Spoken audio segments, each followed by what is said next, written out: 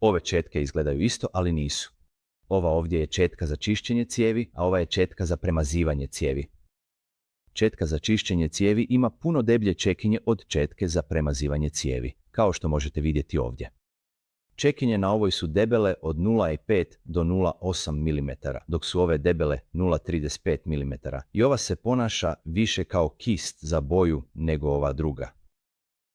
Budite pažljivi pri odabiru četke, jer neki materijali za premazivanje cijevi imaju gušću viskoznost i obično bi mogli imati koristi od korištenja četke za čišćenje cijevi umjesto četke za premazivanje cijevi. Obje ove četke se spajaju na vašu osovinu pomoću vika ili vijaka za učvršćivanje i rotiraju se zajedno s osovinom.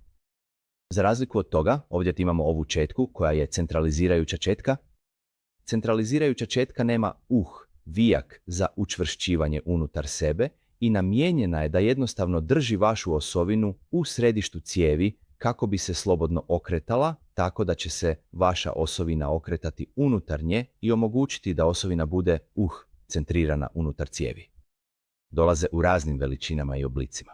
Imamo ih od 2 inče i vrlo malih dimenzija pa sve do vrlo velikih. Dakle, pogledajte plumbertools.com, osim ako ste u Europskoj uniji, u tom slučaju zevertools.com. Hvala što ste gledali.